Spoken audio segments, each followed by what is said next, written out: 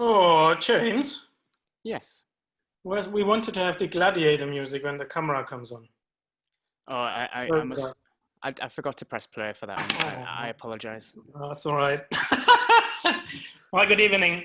Welcome, everybody, to tonight's Exchange Talk live stream on Zoom, which we love so much. Tonight's talk is entitled Virtual Choir, Not Another Video by James Slimming. James is a PhD candidate at the Royal Conservatoire of Scotland and is investigating perceptions of choral blend in trained singers. He's also much more than that. I'll come to that in a second. Introducing myself, my name is Ralph Strehler. I am also a PhD candidate at the Royal Conservatoire of Scotland. My research field is motivation. I am also a performance coach at the National Opera Studio and director of the Masquerade Opera Studio in Florence, Italy.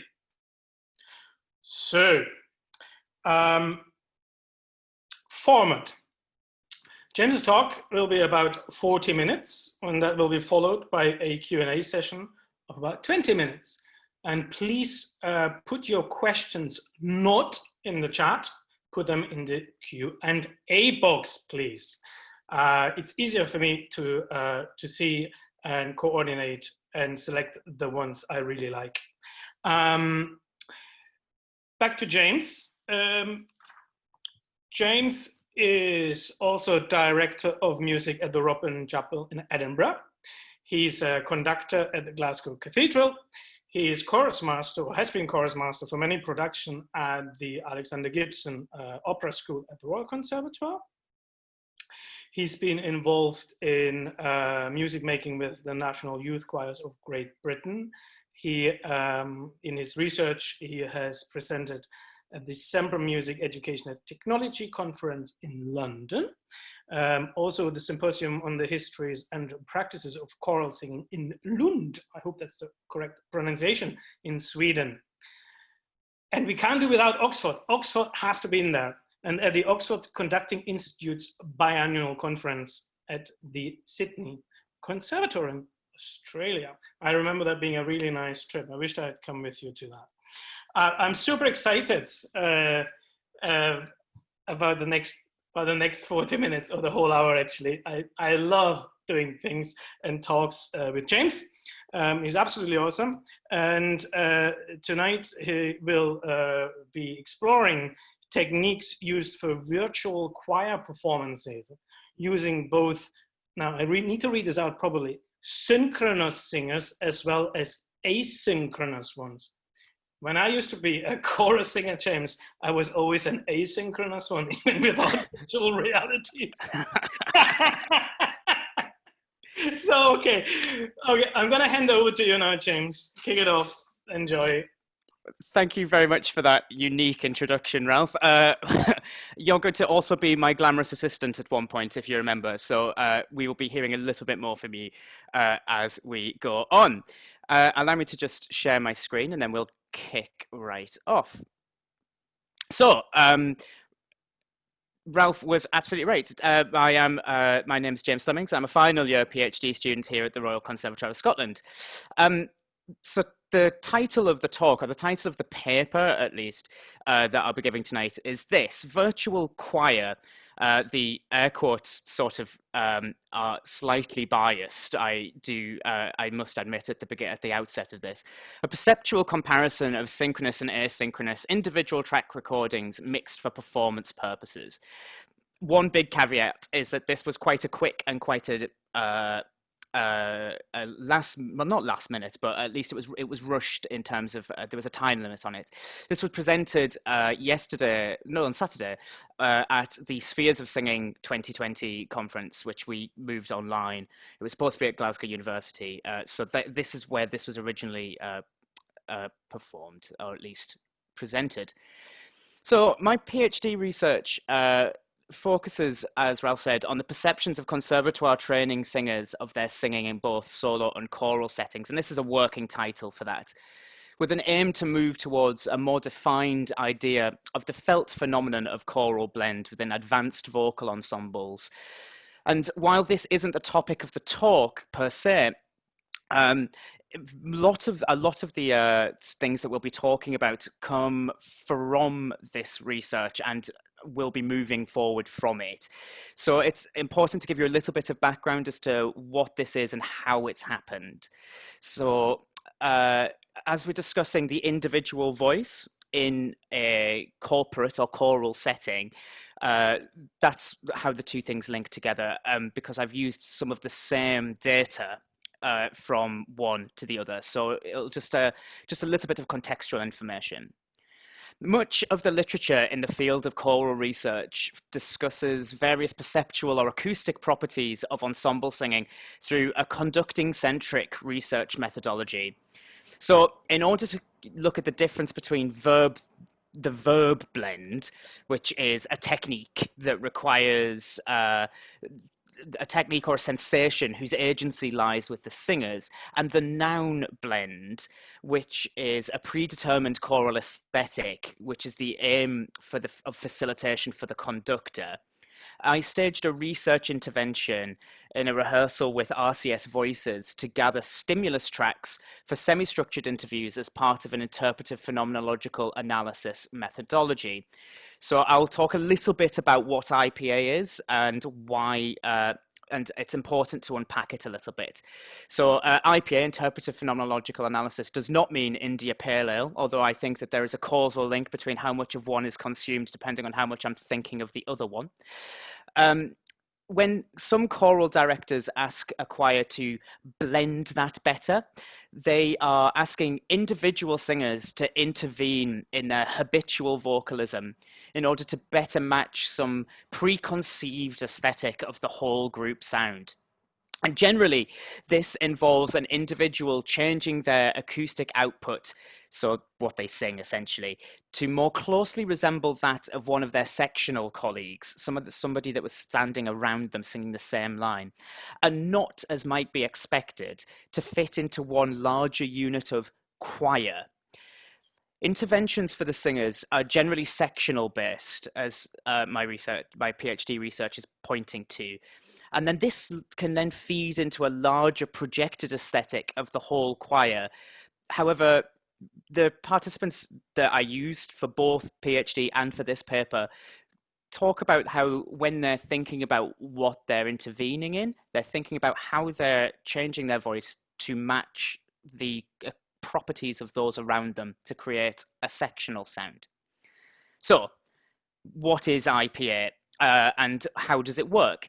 So I used this in order to explore the meaning making of individual participants around the topic of choral blend. So the method relies on semi-structured interviews. When you say data gathering in IPA, that's the going in and asking interview questions. What does semi-structured mean? Well, it means that you go in with a very small interview schedule. You go in with 2 or 3 questions, and then you elucidate more answers through what the participant gives you in the room.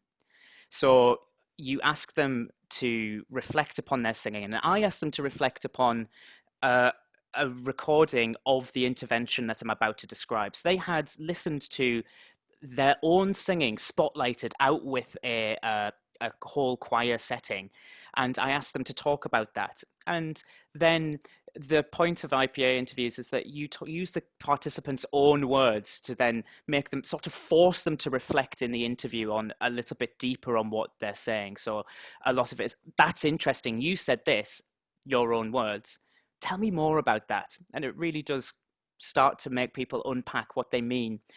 So a double hermeneutic circle is, once that's happened, once participants have reflected upon their experience, I then sort of analyze and reflect upon their reflection of that.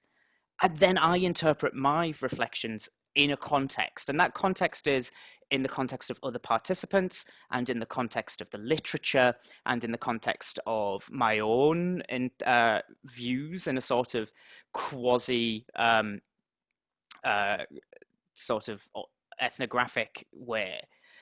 but the meaning making of the participants being in the worldness, as described by Heidegger. So it's all about how they reflect upon blend in terms of their training, in terms of what they thought in that day, how much coffee they'd had, whether they were in a mood, and all of that sort of lived experience is part of the blend experience for them. And it's important that that comes as a whole. So I'm looking at the individual, and that's the point. So when looking at the phenomenon, I elected to stage a research intervention before the data collection phase, so to spotlight the vocalism of each participant within a regular choral rehearsal. What I find this sort of double hermeneutic circle ends up being like one of those, you're always looking into an infinity mirror and it just goes on and on and on and on. Or that you're trying to be Professor Trelawney from Harry Potter and you're trying to divine some sort of sense out of them. But it's not that. It's much more about what the participants say. So in creating the stimulus tracks for them to have a little think about, the things that they reflected upon, I gathered a group of 12 singers from RCS Voices, which is the auditioned flagship vocal ensemble comprising of singers from the RCS. It's a meritocracy, so they're auditioned and they go from second year opera school to second year undergraduate students, and occasionally first years if they have a lot of experience. So it's about people that would want to perform and want to have these sort of ensemble experiences. It's not necessarily about those that have the best musicianship skills, although that is absolutely a part of it, but it's also about just wanting to be a part and learn ensemble skills and sing in small ensembles. So that's what it is. Each participant was fitted with an omnidirectional head-mounted radio microphone, a Madonna mic, and if you look at Colin, who's this tall bearded chap, you can just about see it poking out of his beard. So they're all wearing Madonna mics, which was recording through the whole rehearsal session. The point of this was that it was a recording method used by Cabrera with the chorus of Sydney of Australian National Opera and Sydney Opera House for the purposes of recording operatic voices for acoustic analysis, which was a long-term aim for this data gathering, for this bit anyway. So as such, the feed from those microphones was as clean as possible. There was no electronic filtering applied either at source or in post-production. So when you listen to it, it doesn't sound like, well, it's definitely not going to win a Grammy. It doesn't sound like a CD recording. It sounds very flat and quite direct. So that's what that was for. And that's important for later on because I use these tracks as part of it. We rehearsed two pieces. We rehearsed If You Love Me by Thomas Tallis and Oz Justi by Anton Bruckner. Now, these two pieces were chosen to provide a variety of talking points during the semi-structured interviews, whilst maintaining a similar structure and being part of the standard choral literature. So I just want to go through some of the similarities and differences. If You Love Me and Oz Justi are both written in F major, really. I know that it's not, there is no B flat in the key signature of Oz Justi, but they are both in F major, I promise.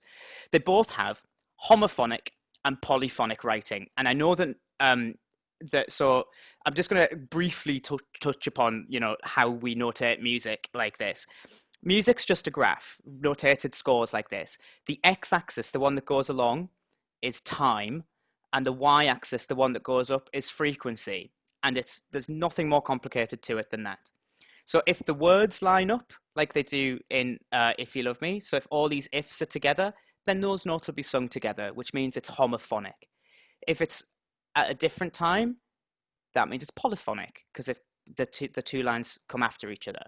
And you can see that in If You Love Me, there's a mixture of when all of the words line up and then when the words don't line up. And similarly here, you see et lingua and et lingua in Oz Justi, they don't line up. So that's polyphonic writing. So there's a mixture of those things, and those provide different challenges for the singers. Also, if you look at the frequency, if you look at the pitch, how high and how low it is, you can see that the higher it is, the further up the page, the higher the note. And these bits in Oz Justi are quite high. And similarly, in If You Love Me, those bits are quite high as well. And those provide different technical challenges for the singers. These singers are trained singers at conservatoire level. We spend a not insubstantial amount of our life worrying about high notes. So the question is, how do you then when you're trying to sing money notes in opera and you're trying to sing them above an orchestra in a massive theatre without amplification, how do you then temper that in terms of singing with other people? So that's one of the other reasons. You can see that Tallis and Bruckner had a couple of hundred years between them. Tallis 1505 to 1585 and Bruckner 1824 to 1896. So you have two different time periods as well, which provides different aesthetics. If You Love Me is dead famous, and they all knew it and could probably sight read it from memory if they needed to. They knew it by heart, so there wasn't a particular challenge in sight reading. Whereas Oz Eustace, not many of them knew, which is an absolute travesty because it's beautiful.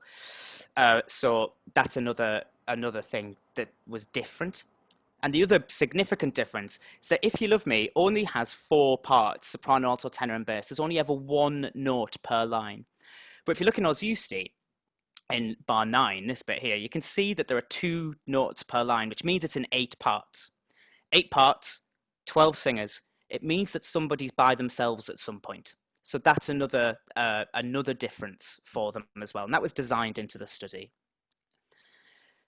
So during the COVID-19 crisis, we've seen a huge increase in the number of virtual choir videos on social media platforms. We've seen Zoom rehearsals, multi-tracked performances, and a move to online platforms like these exchange talks.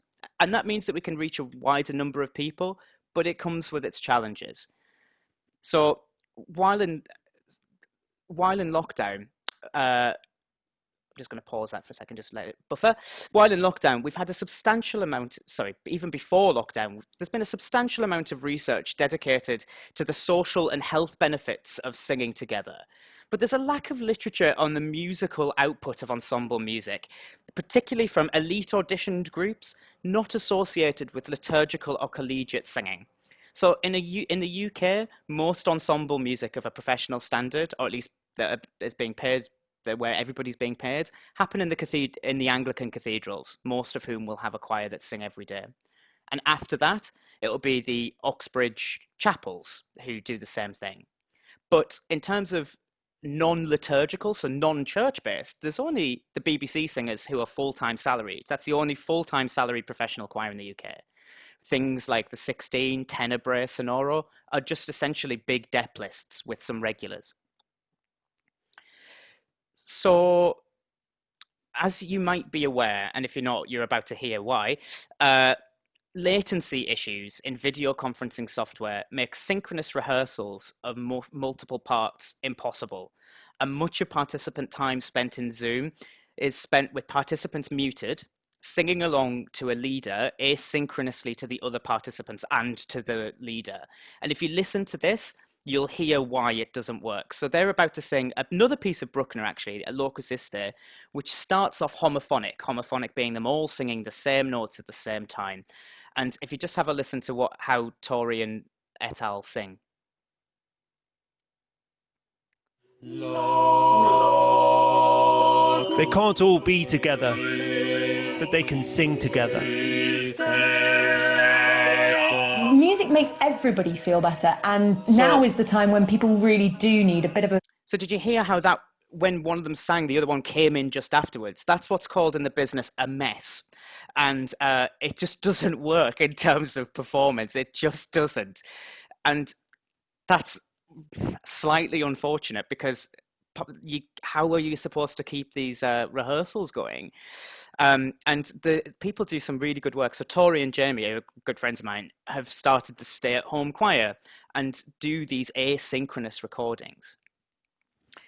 So these technical issues have driven to the rise of multi-screen, multi-tracked asynchronous recordings by lots of singers, post hoc mixed together by generally the leader of that ensemble, and then broadcasting that thing as a performative output for the group in question, which brings all sorts of questions of sort of the aesthetics as to who's the conductor of that. Is it the person that's mixing the track together, or is it the person that's conducting it? But what and how do those things relate? And that's a really interesting sort of question as well. But these little box videos, which you see, aren't new. Eric Whittaker and his delightful hair, he's obviously not got a lockdown haircut as well, have been around for ages. He's on to his 6th iteration of this now. And while this music can have hundreds, or in this case, even 2,500 people in one video, they've been appearing on the social media channels of choirs in a much greater number now, because people have started to learn the tech to do it themselves. So having a group of individually recorded singing tracks spotlighted from a choir, i.e. what I did for my PhD research or my PhD intervention, as well as access to the same group of singers who would be willing to record a virtual choir for me, seemed like an ideal opportunity for a perceptual comparison between these two mediums. And so that's what I'm going to present here. So I approached 4 singers from my original research intervention and asked them to participate in this study. And I gained ethical approval for gathering of data from the RCS's ethics committee. Those are not the 4 singers, but I'm sure that in Zoom, you know, I am wearing trousers at this point, you'll be glad to know. One of the difficulties of comparing 2 sets of data in this sort of way is that there are significant differences in how people are and where we are. Obviously, the governmental guidance was followed at all times. At no point were the singers asked to interact with each other or with anything that the other singers were interacting with. They weren't sharing mics, they weren't sharing music. It was all done individually and socially distanced. So in the original research intervention, so the synchronous track, which is what I'm going to call it from now on, the synchronous track, each participant was fitted with an identical microphone at the same time of day, in the same acoustic, and was given the same amount of time to warm up. But obviously, we can't have those 2 things the same now. The acoustic is going to be different for each of the people. It's going to be in their living room. The time of day isn't the same. They're fitting their microphones themselves. So in order to try and mitigate some of these issues, I posted them an individual omnidirectional radio microphone with a 3.5mm jack lead, so just a normal standard little jack lead, and which would work in whatever sort of laptop or phone that they needed to. I then asked them to record themselves using Zoom with original sound turned on. So another issue with Zoom or with lots of these things is that they're designed for speech. And what they are designed to do is to filter out background noise. Now, that means that if you're singing, and sing the same note for a long period of time, it'll filter that out thinking it's background noise, which is obviously unhelpful given the extended temporality of singing over speech. So you can turn that setting off, which is original sound. So I asked them to do that. Now, some participants struggled with either their microphones, either due to faulty equipment, or one of the microphones was broken, or a lack of compatibility with audio interfaces. And as such, one of them recorded their tracks using their own equipment, which is not this, but I'm imagining it was similar. With this, while this lack of consistency is a methodological disappointment, it goes to highlight the complexities that are currently being faced in synchronous ensemble music making, and serve to highlight the relevance of this paper in terms of, well, here is what we're trying to do, here are some of the issues, and here's some of the thinking about what we can do when we move forward and we come back into the normal.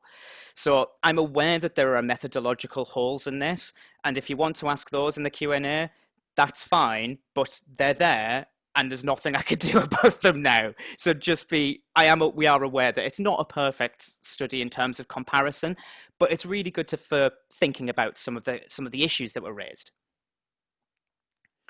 So many virtual choir recordings use MIDI backing tracks to ensure intonation and temporal accuracy across the singers.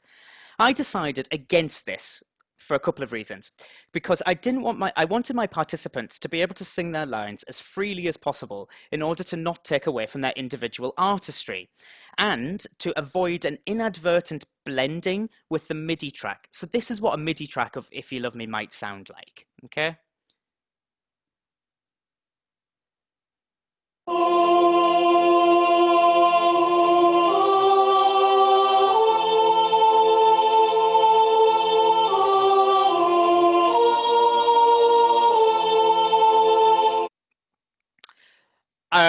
artistically fulfilling, I hear you all cry. You're waiting to hear that again and again, tearing up, obviously.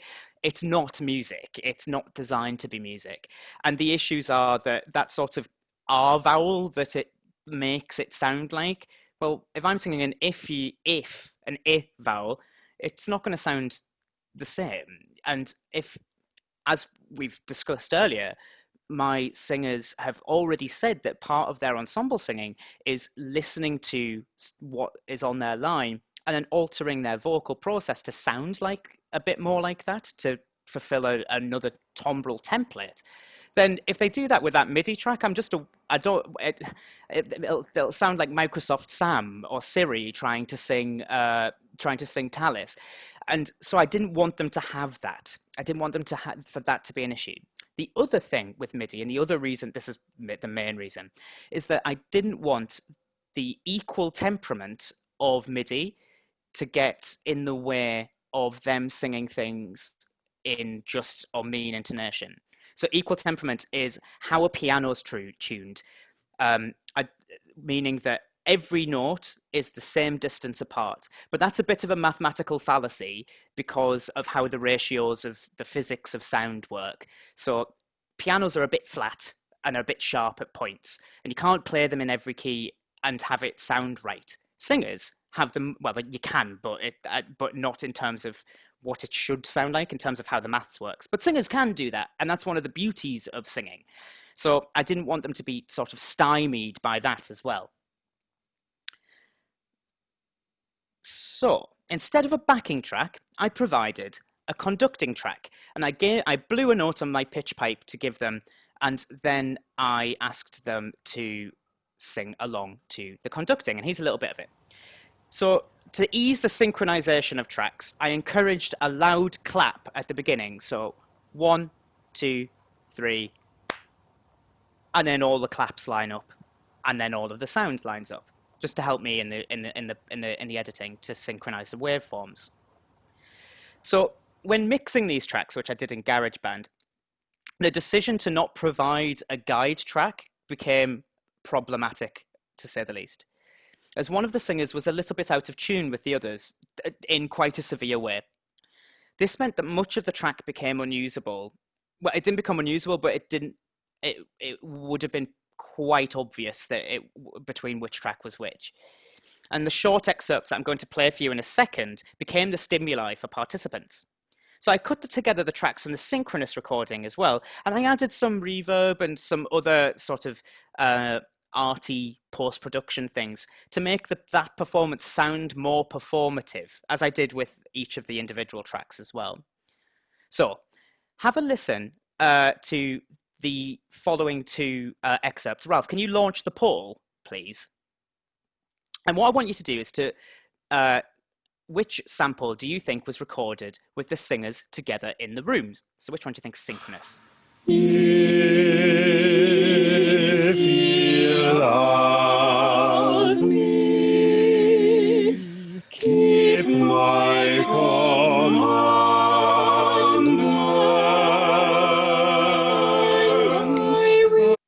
Here's number 2. If you love me, keep my commandments.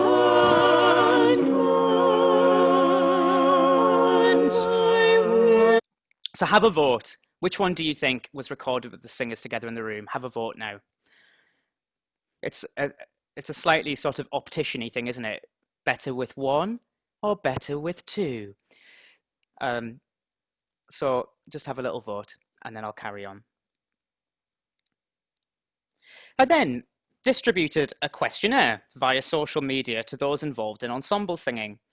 After obtaining consent, I asked 2 demographic questions, one relating to how respondents interact with choral music, so this one here, and in the other, we had a couple of organists and a couple of reps as well, a couple of pianists, repetitors. And then I asked one relating to how to try and come across the level of formal education that to try and see expertise.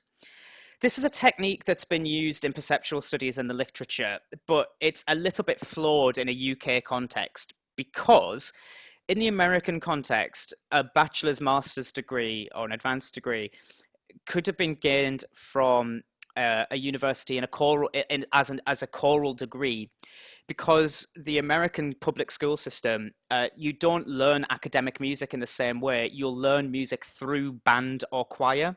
So their degrees in choral singing are very much like the B.Ed that we would have here. And when the UK has a massive amateur music scene with lots of people being essentially professional musicians, but not being paid for it. And a lot of the high quality music making that you hear will be from amateurs.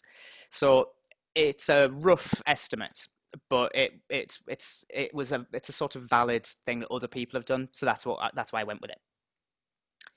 Each excerpt was then embedded into the questionnaire to enable participants easy access to the recordings without them having to open multiple windows and potentially do the questionnaire twice or get them in the wrong column, so that I kept the results nice and tidy.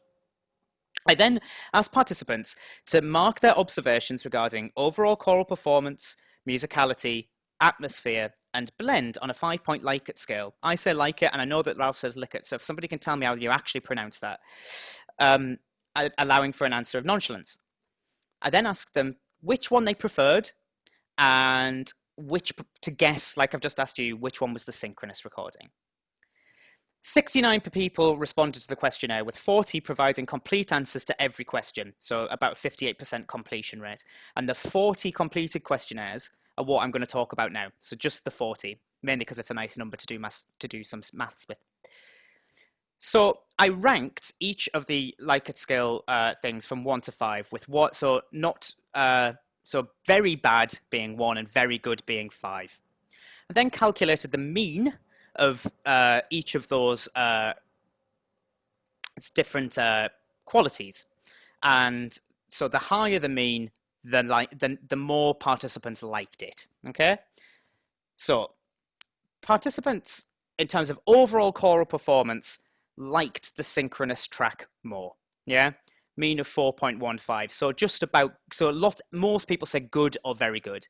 But the asynchronous track, 2.9. Remember that 3 is the answer of nonchalance. Now, don't care.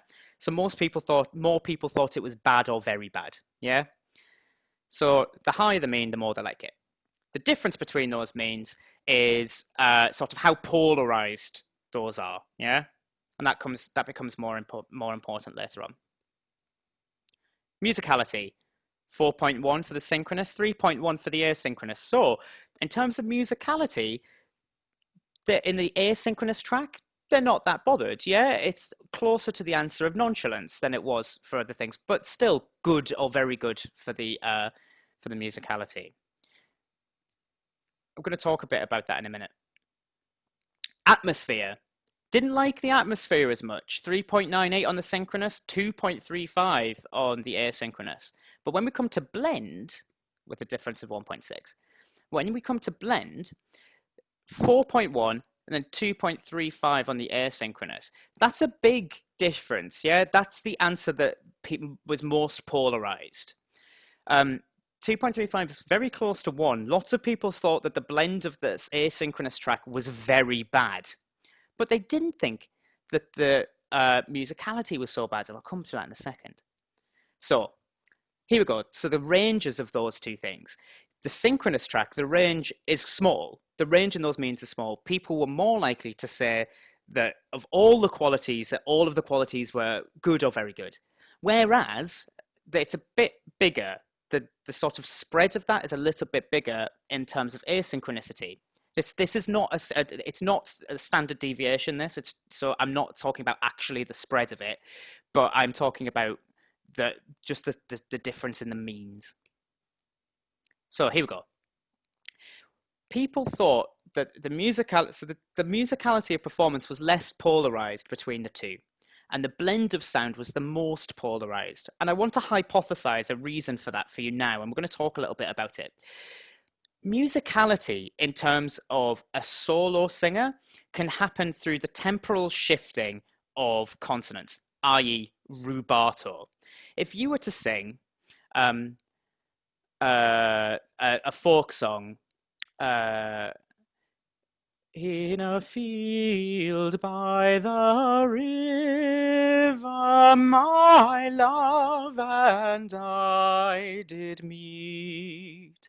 Down by the side, you can feel that I'm ebbing and flowing and I'm messing about a bit with the time. If I'm singing that to a click track, if I was singing that as though I was being conducted without any sort of rubato, down by the Sally Gardens, my love and I did stand. I have much less time to do that. So maybe with the musicality of performance, we're used to hearing that people mess about with time in a way that makes it not work horizontally. It doesn't work in that homophonic music, but would work individually in polyphonic music. Whereas the blend is something that we're used to hearing in terms of harmony, in terms of everything, you stacking up your chord nicely with other people, and associate blend with tuning, which is why in places like Sweden and the Eric Erickson sort of Swedish choral miracle, which sounds very barbershop-y, that everything lines up beautifully and you hear this nice ring to the sound, which a lot of people ascribe to being blend. So maybe that's why. Maybe blend is more y-axis, more about frequency, and musicality is more about time, perhaps. Okay, so the juicy stuff. Who preferred what? So 3 people preferred sample 1 and 37 people preferred sample 2. Lots more people preferred sample 2, yeah? And then when you're guessing, a guess to which track is synchronous, 9 people guessed that sample 1 was synchronous. So that means that 6 people thought that asynchronicity was better. And that's quite important. That's not it's over 10% of the 40 people that did it. So lots of more people thought that synchronicity was better for them. So what's the answer? Ralph, do you know, what did we think? Have you put it in the chat? Sorry, I haven't looked at the chat. So 3 people thought sample 1 and 19 people thought sample 2. Cool. Sample 1 was the asynchronous sample.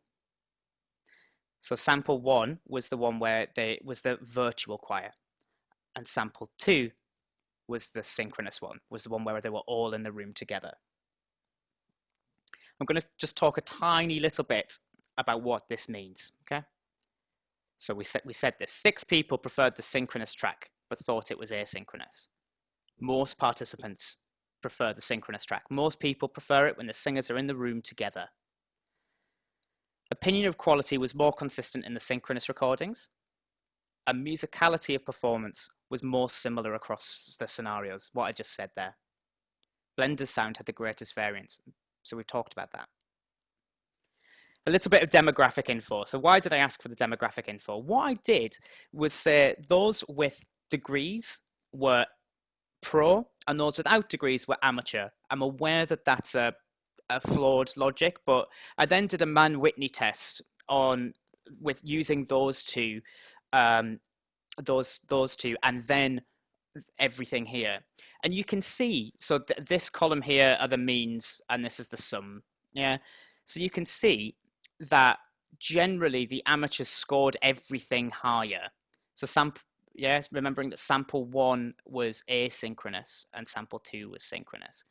So the amateurs liked everything better than the pros did, which doesn't necessarily surprise me. Okay, so a little bit of discussion. While the sample size of 40 is too small to create a nomotheic view of virtual choirs, I'm not trying to prove anything. The obvious issues with production quality, as well as the poor intonation of the alto participant and the slightly rudimentary comparison between the nuance of production value and video recording and the choice of repertoire.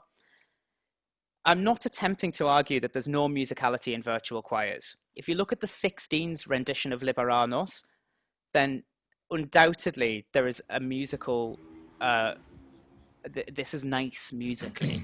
And if the Hairspray medley, if you've heard that as well. But look at the production value of this. Yeah? If you just listen.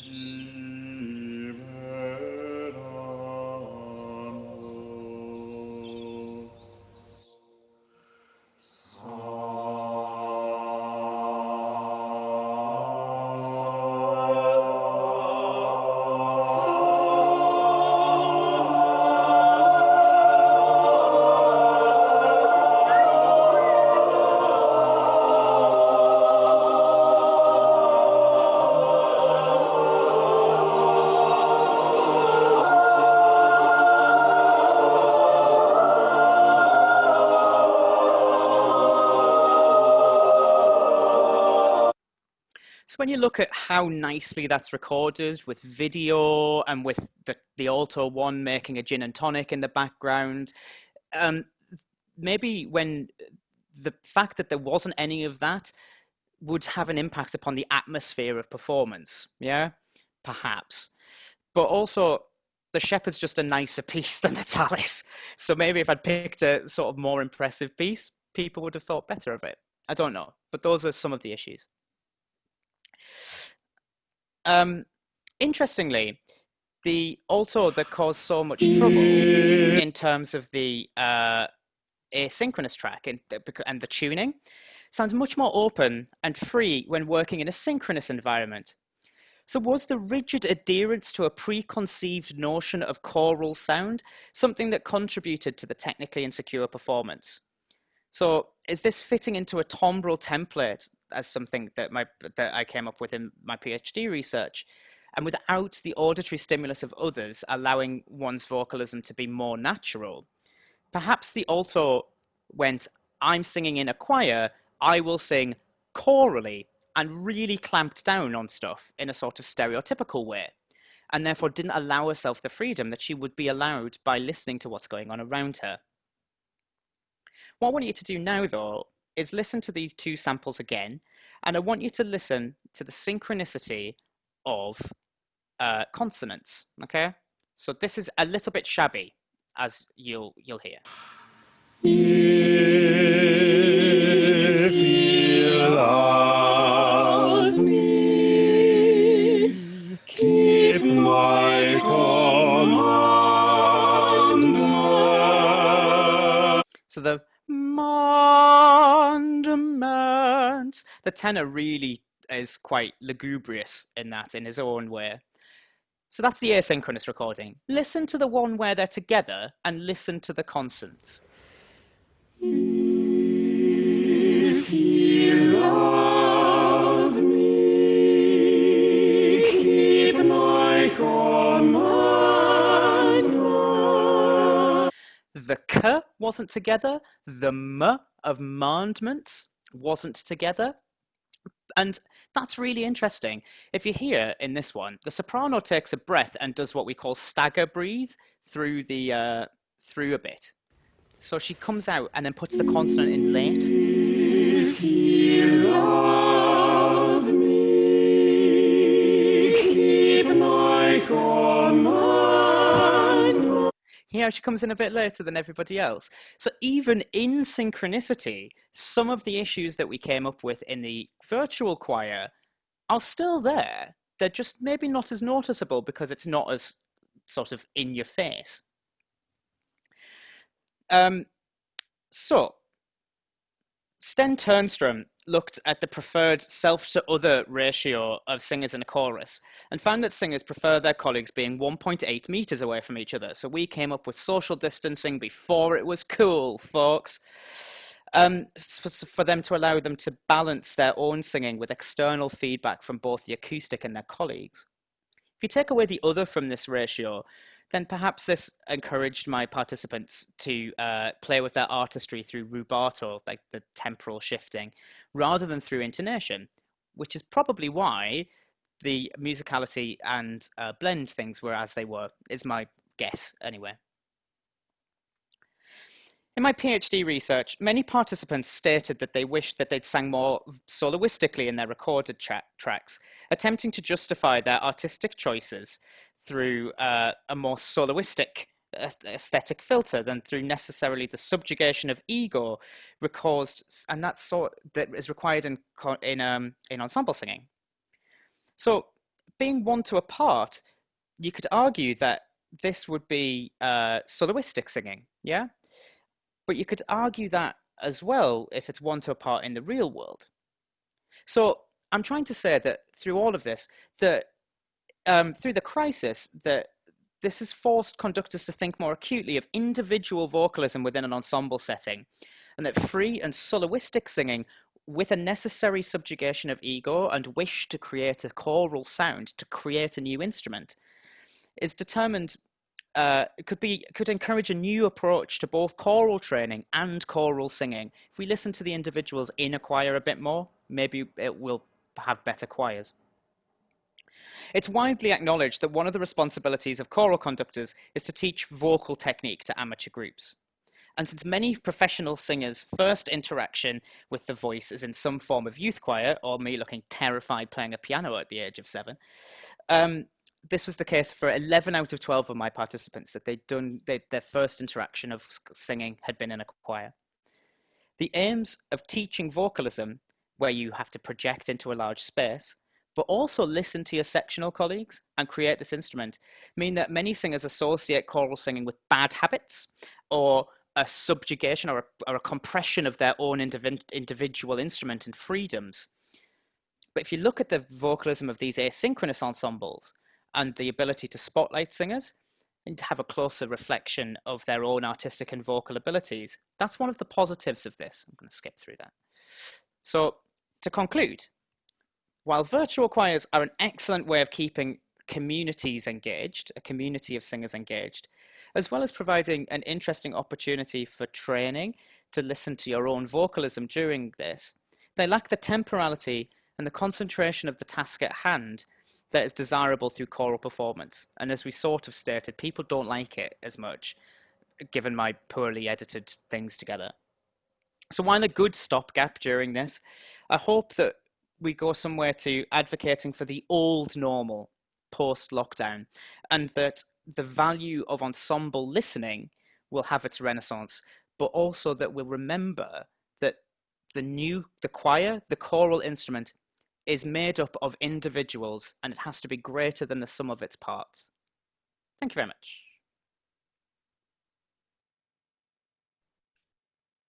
Jim, thank you so much. So could I ask attendees to post questions in the Q and answer box? Very compact, very dense talk, James. Thank you so much. I'm taking a look. Maybe I could start with asking a question. I was very interested in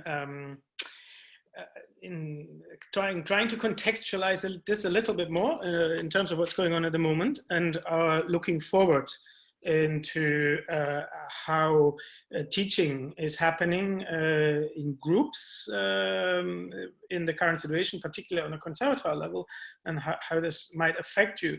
And maybe could you just, again, please summarize what kind of recommendations would you make now? If somebody said, well, we need to keep this asynchronous for a little longer. And it seems like the most interesting aspect here is a confounding variable, which is the hermeneutics of it. It's their Dasein in their living room that kind of affects the timbre and brings out the individual artistry. Now, it sounds like, if I'm correct, that you welcome this. Yes.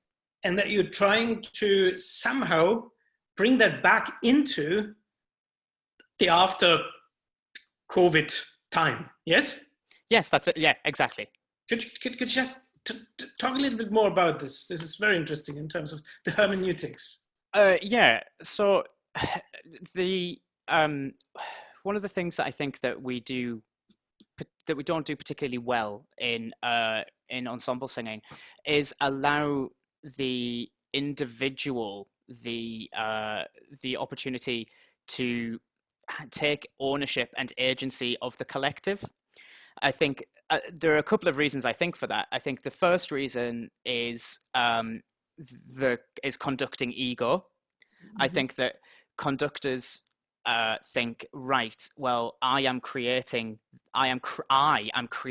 this sound, and I just don't believe that's true. I think that the singers create the sound, and they already mold the clay, and that the conductor then can work with that. And I think that what I'm advocating is that that sort of conducting centric idea, it doesn't work in the same way in asynchronous choirs and virtual choirs, because you really do get what you're given. You get your track sent. And I know that I'm not really talking about the hermeneutics of it, but what I'd like to see is that lived experience of the individual coming to create it into the creation of the new of the choral instrument when we come back together. That conductors allow the space for the singers to really show that to really work towards the creation of the sound, and that they get the agency to do that. Okay, thank you. So there's a pedagogy in this. I would hope so, yeah. Okay. Now I've got a question here. The technical one. Did the use of vibrato increase with asynchronous singing? Question mark. Also, did it negatively affect the putting together of the voices for the output? It didn't negatively affect the putting together of the voices. I just left it as it was. I didn't put any sort of filtering on to do anything with the vibrato. Yes, the vibrato, if you listen to the two tracks, there is a more noticeable vibrato of it. I haven't chucked it through a spectrograph to look at the rate and extent of it, but when you listen to the individual tracks of the synchronous thing, and what a lot of the participants said and experienced of that was that they thought they were singing straight tone, and then listened back to it and realized that they weren't, that there was still a bit of vibrato there. There's a couple of things about this. Obviously, you can sing more openly and free and with vibrato the lower down the spectra you are. So the basses are able to sing with more vibrato than the sopranos, because a couple of reasons. Because the fluctuation of the vibrato in the soprano voice, when you think about the first harmonic, which is an octave above that, then you don't have as much space at the top for that to sync up with the stuff at the bottom, where you've got the whole harmonic series of the bass voices that you can fit into. The other thing is that we in the UK have this sort of cathedral treble idea as to what a soprano should sound like in an ensemble. People like an aesthetic where it's quite naive, where you have a sort of a much more, in inverted commas, pure, and there's so many issues with the language that we use to describe all of this, that there's a purity, a chasteness of the soprano line, which it comes from a cathedral tradition of centuries. But yeah, so the vibrato issue is an issue, and but what it demonstrates is that, what this demonstrates at least, is that if the individuals, it doesn't sound horrific if people use vibrato in a choir. It sounds exciting, and it sounds with life and vivacious. Like if you listen to the German radio corps, and if you listen to people, even if you listen to British choirs singing repertoire that demands it, so if you listen to us singing Mendelssohn or Brahms or the motets, people will sing it a little bit more fully. Certainly voices do. And then you suddenly put a piece of Palestrina or Tallis in somebody's hand, and they just go, oh, and they just clamp up. Why? I don't get it. But yeah, those are issues. Thank you. Thanks, James. Interesting one here. You mentioned production values, and the person wonders if the video quality impacts on how people hear the audio. That's their hermeneutic context, isn't it? Yeah. Boxes with heads is much less interesting than the video you showed. Seeing people doing things, so maybe it sounds better too. Well, I definitely made that point about how the atmosphere could be could be changed by that. And I completely agree, Miriam, that I think that that is something that probably prejudiced the questionnaire a little bit. If you look at linguistics and you look at how people interact with when they're face to face, and how there's a much greater response when people are speaking, and you pick up on all the other cues. There's not any reason. I was chatting to somebody who does some work in this the other day about how that is impacted by the screen. So, for example, if you think about when was the last time you made eye contact with anybody, because you don't generally look at the camera of your screen, you generally look down. And I think that idea is something that's that does impact upon the connectedness and the value of what people do. It's why it's one of the reasons why people like live music. They like seeing people do the thing. And I do agree that I think that probably did impact upon the data a little bit. Yeah. Okay, thank you. Here's with regard to some of the stats. Somebody was struck that the difference between the mean value judgments of synchronous versus asynchronous recordings.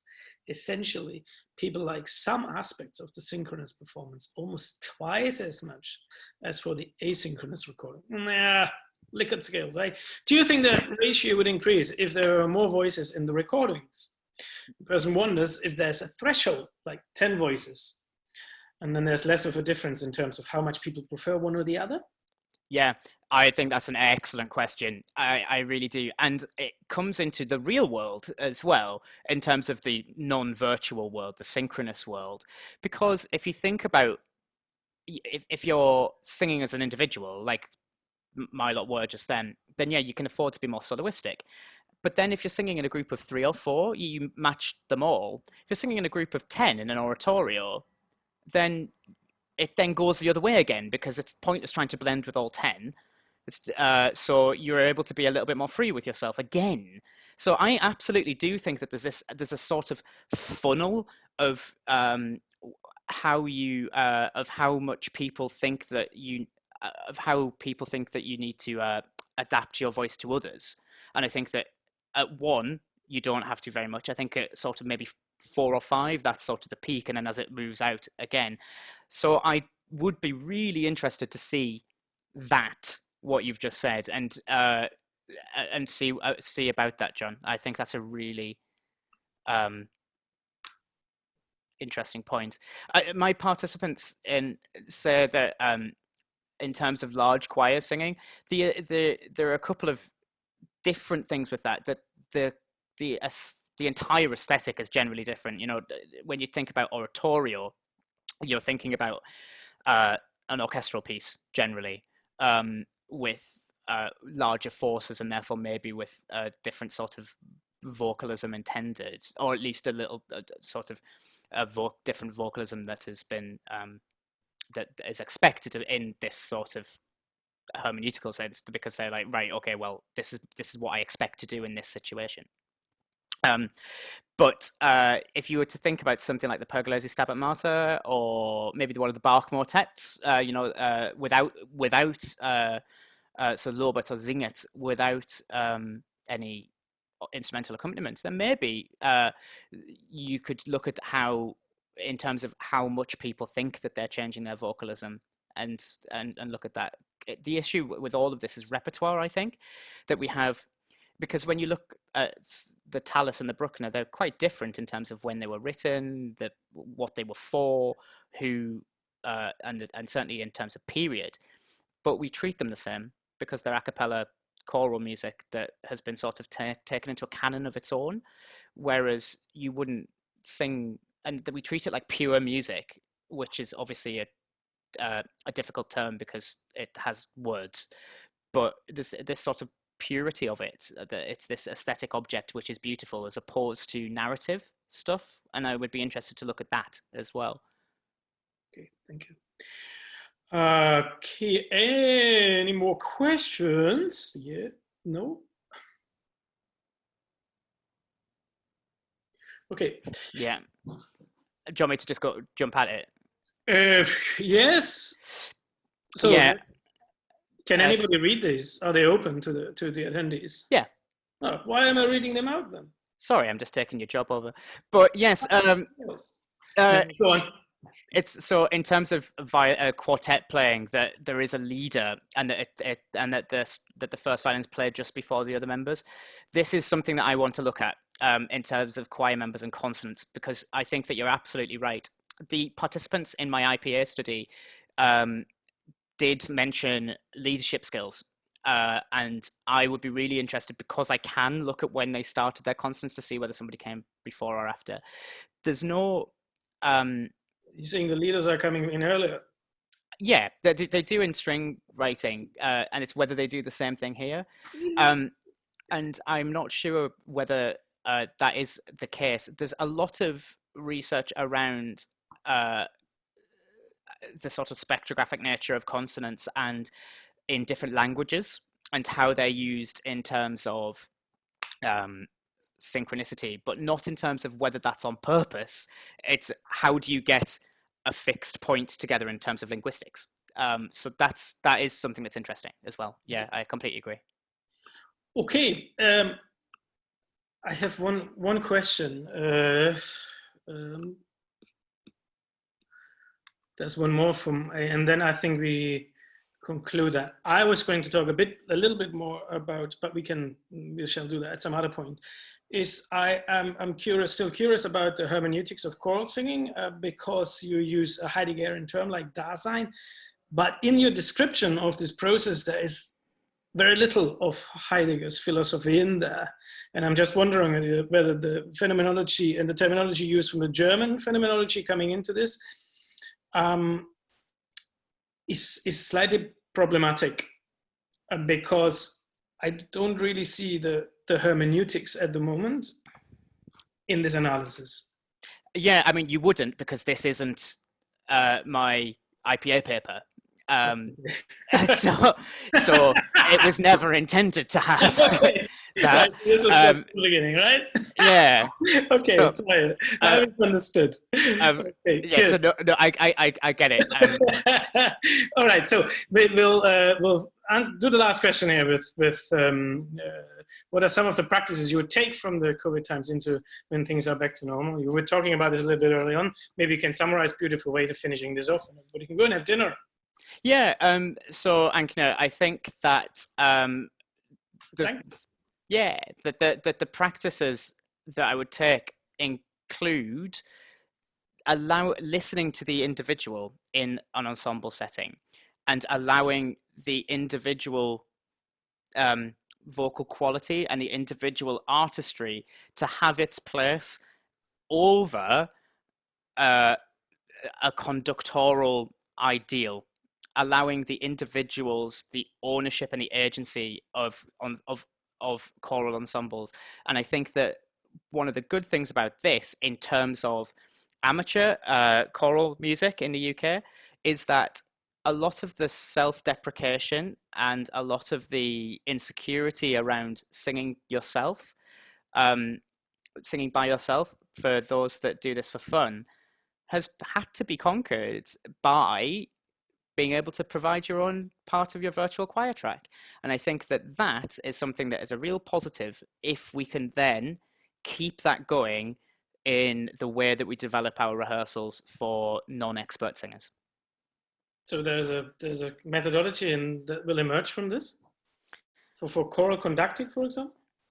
I hope so, yeah. And considering how easy it is to spotlight individuals now, and how cheap it is, and how portable most of the gear is, I think that there's a real, we're on the verge of really being able to work out how do we teach choral singing as opposed to how do we, so that we're not compromising anything.